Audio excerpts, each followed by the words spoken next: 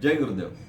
कल मैंने आपको समझाया था कि थोड़ा है थोड़े की जरूरत है, थोड़ा है थोड़े की जरूरत है। तो हमेशा मन चाहता है कि हम संघर्ष में रहें, संघर्ष में रहें, संघर्ष में रहें, और संघर्ष से फिर कुछ मिलता है तो हमें लगता है यस हमने कुछ किया है।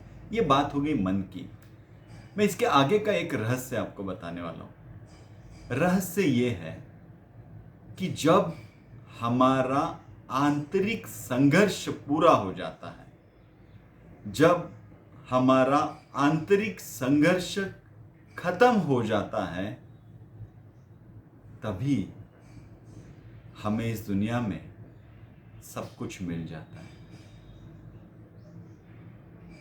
अब बात उल्टी हो गई। मैंने कल कहा कि परमात्मा हमें संघर्ष में रखता है और संघर्ष का मजा ही हमारा जीवन है। और आज मैं कह रहा हूं उसके आगे का रहस्य कि परमात्मा तभी मिलता है या फिर हम पूरा तभी होते हैं जब हमारे अंदर का आंतरिक संघर्ष खत्म हो जाता है। बात उल्टी नहीं है, बात सीधी है। जब तक हम कुछ चाहिए के लिए संघर्ष करते रहते हैं, तब मन को लगता है कि हम कर रहे हैं, कुछ तो कर रहे हैं, कुछ तो कर रहे हैं। लेकिन ये जो भी कुछ कर रहे हैं, ये कोल्हू के बैल की तरह घूमने वाली बात हो जाती है कि वो घूमते रहता है, घूमते रहता है। दिन भर में 10 किलोमीटर तक घूमते रहा, घूमते रहा, घूमते रहा। 1000 किलोमीटर तक जीवन में घूमते रहा, घूमते रहा, घूमते रहा, लेकिन पहुंचा कहीं भी नहीं, मिला कुछ भी नहीं।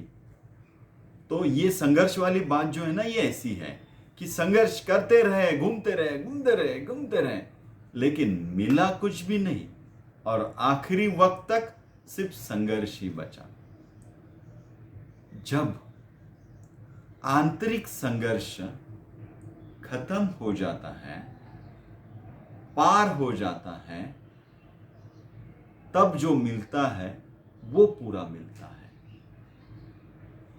राइट? अब आप कहेंगे जब मेरा आंतरिक संघर्ष खत्म हो जाएगा, संघर्ष ही खत्म हो जाएगा, तो मैं क्यों किस लिए कुछ करूंगा? मैं तो कुछ करूंगा ही नहीं। जी, जब हमारा आंतरिक, यही तो सबसे बड़ा रहस्य है कि जब हमारा आंतरिक संघर्ष खत्म हो जाता है, तब हम जो भी करते हैं वो बिना कारण करते हैं। उसके लिए कोई कारण नहीं रहता है। मैं अंदर से पूरा भर गया हूं, सारे संघर्ष खत्म हो गए, और मैं जो भी कर रहा हूं किस लिए कर रहा हूं? फिर ना तो आनंद के लिए कर रहा हूं, आनंद भी हूं, उसके लिए भी कुछ नहीं कर रहा हूं, कोई संघर्ष भी नहीं बचा है, कुछ चाहिए ऐसा भी नहीं रहा, फिर भी मैं कर रहा हूं। वो है बिना कारण। और यही रहस्य है। जब भी कुछ बातें हम बिना कारण करते हैं, तब हम जीवन के पूरे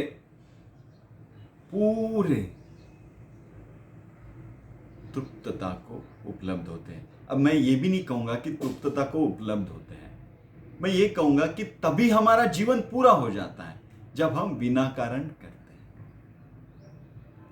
हैं। जीवन बिना कारण है, यहां कोई कारण नहीं है। जब कॉज एंड इफेक्ट ये दोनों खत्म हो जाते हैं, वही जीवन पूरा हो जाता है। इसी को समाधि स्थिति कहते हैं। बस आप क्यों कर रहे हैं? अगर आप किसी बच्चे को पूछेंगे कि भाई आप क्यों खेल रहे हो, तो वो हंसेगा, वो बोलेगा अरे क्यों खेल रहे हो, ये कोई सवाल हो गया? मुझे खेलना है, मैं खेल रहा हूं, कोई कारण नहीं है। लेकिन अगर आपको पूछा जाए कि भाई आप क्यों खेल रहे हो, आप एक आध बार ग्राउंड में क्रिकेट खेलने चले गए, तो आपको पूछा जाए क्यों खेल रहे हो, तो आपके पास 1000 कारण है। एक्चुअली ना आज छुट्टी है और बहुत दिन से काम इतना कर रहा था ना, इसलिए थक गया था, तो थोड़ा चेंज करके मैं आ गया हूं, इसलिए मैं खेल रहा हूं। आप घूमने भी जाएंगे तो आपके लिए पास कोई कारण बचता है, लेकिन बच्चे के पास खेलने का भी कोई कारण नहीं होता है, घूमने का भी कोई कारण नहीं होता है, वो बिना कारण रहता है। इसलिए बच्चा हमेशा पूर्ण रहता है, वो खंड खंड में नहीं रहता है, वो पूरा रहता है। और ऐसा पूरा ही हम आए हैं इस जीवन में बिना कारण, लेकिन मन ने कुछ पकड़ लिया और फिर संघर्ष में लग गए।